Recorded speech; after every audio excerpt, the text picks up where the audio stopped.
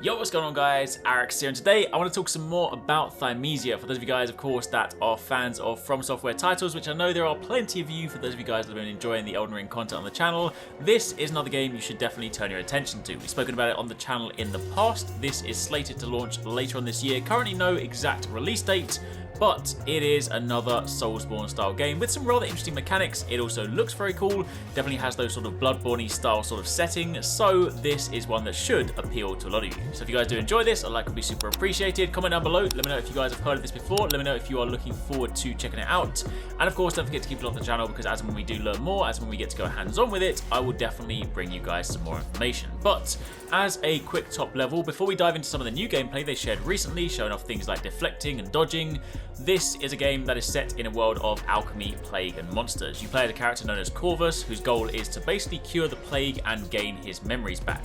Thymesia is a word of Greek origin meaning memory, so it kind of plays into a larger part of the story. Your memories are scattered all over the kingdom, and it's up to you to find them. You unearth your memories by completing challenges and adventures, and you stitch them together to uncover the real truth. The character you play as seems to be some sort of half-human, half-raven hybrid, and has some attacks that are sort of inspired by a medieval practice of bloodletting.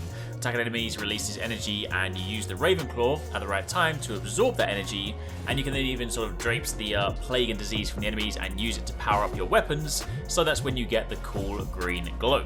To refer to the game's official description, it says steal diseases from the horrifying enemies you encounter and use these as your weapon. The power of disease is the only way you'll make it out alive in the plague-ridden desolate kingdom, so make sure you wield them wisely. The game features a skill tree which focuses on attack, defense, and evasion, so basically you can play how you want and adapt to new threats. But recently, Team 17 released some brand new gameplay, and they focus on different aspects of the game. One of them focuses on deflecting, so of course deflecting in this game looks hella cool. Basically it's a parry system with a small window, but it does damage back. You can also switch this up in the skill tree, so if you're really bad at parrying, you can basically make the window larger, which is very useful for me because your boy is not a parry expert.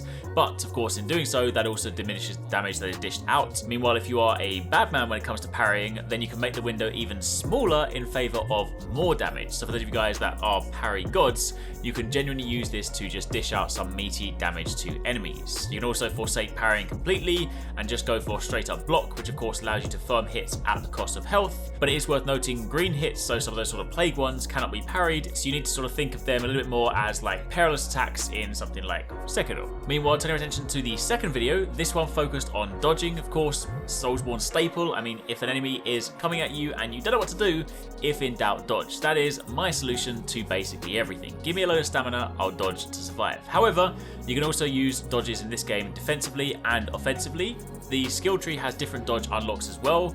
You can have a longer or shorter dodge window to allow you either space to get out or keep you close to the action. You can even time a dodge at the right time to capitalize on the green critical attack from the enemies, which again looks very similar like this game's version of, say, a Mikiri counter in Sekiro, which also does look hella cool.